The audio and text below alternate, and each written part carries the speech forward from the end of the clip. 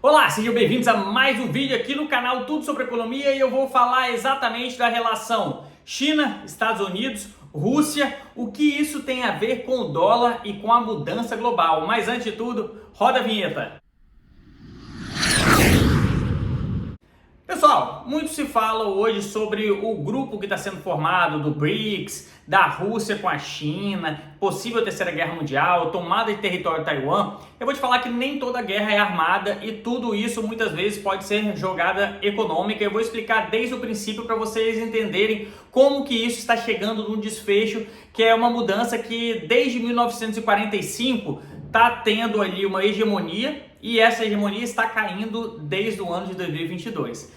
Hoje, toda transação internacional, seja ela de commodities, seja ela de transferência entre países, é feita por dólar. Mas por que isso aconteceu? Lá em 1945, os Estados Unidos tornou uma grande potência mundial militar, né, por ter levado a Segunda Guerra ali, ela junto à Rússia. Porém, houve a queda da União Soviética, né, que na verdade detinha boa parte do território, principalmente europeu, porém não tinha uma moeda muito forte. Então tudo começou a ser lastreado em dólar, desde commodities, a reserva de valores de país, que é o lastro, tudo isso em dólar. E o que aconteceu em 2022? A Rússia invade a Ucrânia. Aí as pessoas podem estar se perguntando, o que isso tem a ver com dólar? Tem muito a ver. Uma das sanções que os Estados Unidos impôs à Rússia foi justamente o bloqueio das transações e liquidação de valores internacional, que é o sistema SWIFT. Aí você pode estar pensando, tá, é só você transacionar em outra moeda. Não é tão simples assim. Por exemplo, petróleo é uma commodity que está atrelada ao dólar e comercializada em dólar. Minério de ferro está atrelado e comercializado em dólar. As commodities agrícolas, né? Uma dessas, a soja, que a Ucrânia e a Rússia exportam muita soja para o mundo, também está atrelada ao dólar. O trigo, que é boa parte também da Ucrânia e da Rússia, atrelada ao dólar. Então tudo isso é transacionado em dólar. E quando um país fala, ó, a partir de hoje você não vai utilizar o sistema, que é o sistema que vem desde 1945 com essa hegemonia, fala, você não vai mais transacionar e todos os valores em dólares vão ser retidos. Isso significa que você tem um bloqueio econômico que causa destruição tremenda, até mais do que uma guerra, visando que o produtor não recebe, o funcionário não vai receber, toda essa cadeia produtiva, né, vai deixar de arrecadar por conta que não está sendo vendido, não está sendo transacionado. Fora que o país fica isolado, né? Se ele não consegue comercializar nada em dólar, inclusive manutenção de avião é feita em dólar, boa parte das transações de peças e tal é feita em dólar. Você bloqueou isso tudo, você para literalmente um país. E os russos falaram, ó, a gente tem que acabar com isso. Como que a gente acaba com isso? Acabando com a hegemonia do dólar. Então eles, durante até um período, não sei se vocês viram no noticiário, os russos transacionando várias commodities, inclusive o petróleo, em Bitcoin. Por que eles fizeram isso? Mesmo há 2 anos atrás, 3 anos atrás, falando que ia proibir o Bitcoin, e um ano depois eles falam que vão utilizar o Bitcoin como moeda de troca aí para commodities. Porque ela, querendo ou não, você pode trocar dólar por Bitcoin, depois você compra por Bitcoin e depois converte ela em dólar dentro do seu próprio país ou deixa ela lá como reserva. Mas o Bitcoin tem uma vantagem muito grande, que ele é justamente a moeda mundial, né? Ele não tem que dar muita satisfação para qual moeda você converte. E isso gerou até uma especulação muito grande, gerou uma corrida ali por Bitcoin, imaginando que o preço ia subir. Então isso trouxe uma nova perspectiva, falando, ó, eles podem mudar a forma de receber. Porém, a China, que não é besta nem nada, quer se tornar uma das maiores ou a maior potência, tirar a hegemonia americana e principalmente da parte econômica e também militar, ela falou, ó, eu tenho boa parte da minha reserva de valor em dólar. Eu transaciono tudo em dólar. O que eu posso fazer para não correr o mesmo risco caso eu venha a tomar medidas mais drásticas, principalmente na tomada de território? Por exemplo, eles podem querer tomar Taiwan, eles podem querer invadir algum outro território ali, e os Estados Unidos, em termos de sanção, vai lá e bloqueia a transação em dólar, e isso causaria um prejuízo tremendo para a China. E a China, antes disso, ela resolve fazer o impensável, que é o quê? Tirar toda essa proteção que ela tem de dólar e botar na moeda deles, que é o Yuan.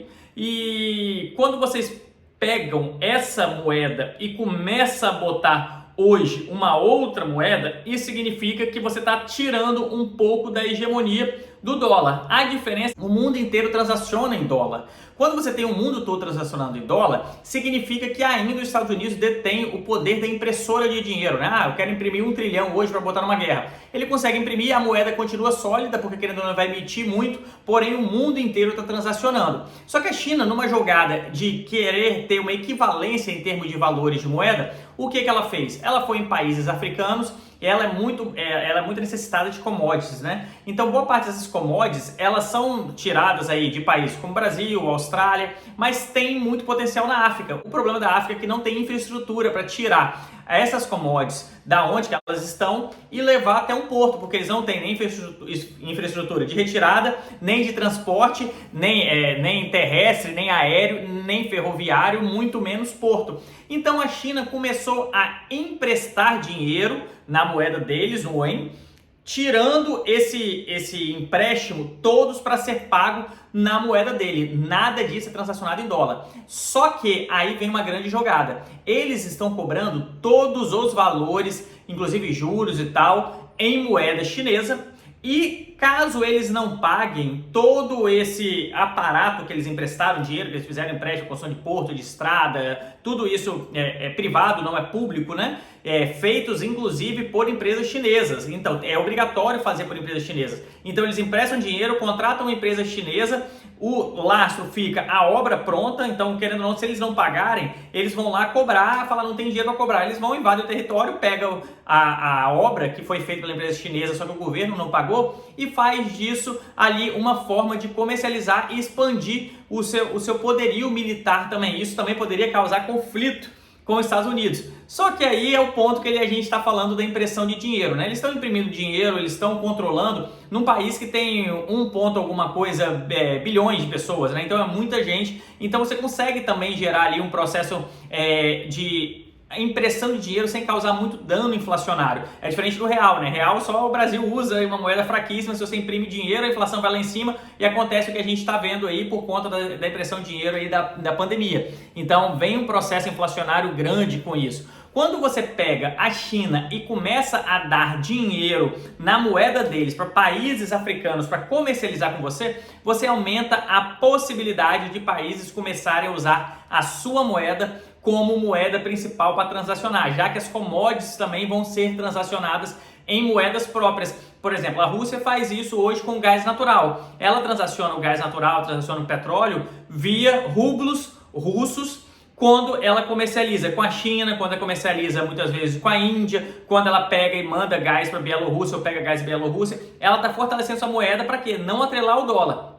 Se você for um pouco mais atrás lá na história, você vai ver que o Iraque, na época de Saddam Hussein, ele arrumou uma briga com os Estados Unidos justamente por tirar o próprio Iraque dessa transação em dólar. Ele falou, não vou dar dinheiro para o americano, eu vou transacionar em real iraquiano, né, que é a moeda do Iraque, e quem quiser, que eles detinham uma boa parte ali do fornecimento de petróleo mundial, quem quiser vai transacionar na minha moeda e dane-se. Aí o George Bush pai, que inclusive faleceu, ele falou, não, isso está errado, eu não vou deixar isso acontecer, então vou invadir o Iraque para eles entenderem que hoje todas essas commodities, através da OPEP, que hoje comanda ali a produção de petróleo, né? Determinou, não, isso vai ser só em dólar. Por isso que as relações até próximas, né, de mais Estados Unidos e Arábia Saudita faz com que esse comércio ele se mantenha. Porém, tem alguns grandes produtores e consumidores agora que estão se rebelando. Um desses é a Rússia, que também faz parte da OPEP, e falou, ó, já que vocês não estão tomando conta mais aí dessa questão de diplomacia entre os países, eu vou transacionar da forma que eu quiser. Por isso que o barril do petróleo ele tende a oscilar um pouco mais, tanto para cima quanto para baixo, porque quem quiser uma hora ou outra fechar a torneira ou abrir a torneira demais por rebeldia, vai fazer com que o preço oscile, principalmente em dólar. Imagine você tirando os russos ali da produção de dólar, a produção de petróleo em dólar, e botando em rublos. Com certeza o preço do barril em dólar vai cair justamente porque você vai estar tirando um grande produtor de petróleo ali dessa cadeia e comercializando a um valor muito diferente daquilo. É aquela coisa de oferta e demanda. Se tem outro país produzindo mais, com um preço mais em conta, vai derrubar muito em dólar, as pessoas vão começar a transacionar em rublo, por exemplo, e isso vai fazer com que a gente tenha uma instabilidade econômica. O jogo da Terceira Guerra Mundial, que as pessoas estão comentando aí, pode ser muitas vezes só financeiro e não necessariamente bélico.